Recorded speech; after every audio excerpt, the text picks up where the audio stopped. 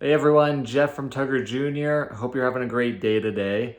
I wanted to talk to college coaches today. I'm going to be posting some research on our website later today that goes more in depth on this. But I wanted to highlight three metrics or three statistics that you should pay attention to when you're recruiting. What we have found is we have the largest database of junior golfers. We have both rankings and analytics, and we can sift through the data and we can draw great conclusions as to which statistics are relevant to or what statistics explain a player's ranking more than others. So there are some things out there when you look at it, it really doesn't matter. It really doesn't affect how, in the big picture, how well a player is going to perform. But there are some other metrics that are really important. And we found high correlations between these metrics and how high someone is ranked that you should pay attention to. So the first one is bounce back rate with a par or better. So every time a player gets a bogey, what do they do on the very next hole? And if you have a high bounce back rate, not even necessarily getting a birdie, but just getting a par, so you stop the bleeding, you don't get on a string of bogeys, right? The dreaded bogey train. As long as you avoid that, those players who have really high bounce back rates also have high rankings. There's a direct correlation, and it's pretty uncanny actually when you sift through the data. The second thing is par 4 scoring.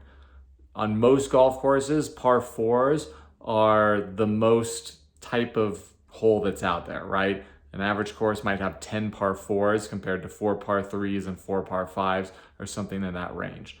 What we have found is if you were to pinpoint a scoring average on one type of hole, whether it's par 3s, par 4s, or par 5s, par 4 scoring is the most correlated to where your ranking will be, which makes sense because there are more par 4s on a general course, and that's what will give you a good idea of that's the most type of hole that you're playing. So first one is bounce back rate, par better. Second one is par 4 scoring. And the third one is the Tugger relative strokes. So this is our output. This is our ranking output. This is how we rank golfers. Is the number one junior in the world is benchmarked at 0, and everyone else has a number behind that. And that number represents how many shots per round a player shoots higher than the number one junior in the world.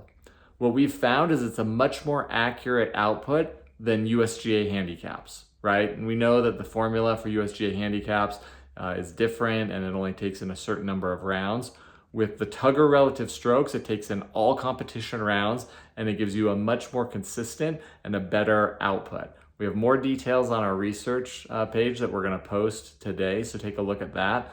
But three metrics all coaches and really parents should know about: bounce back rate, par 4 scoring, and what are your relative strokes. And when you look at those three things, you're going to get a pretty good idea of what you need to do to improve if you want to go up in the ranks. Hopefully this was helpful. We're going to keep publishing more data as we try and become a place where all parents, players, and coaches can find our platform useful. Thanks.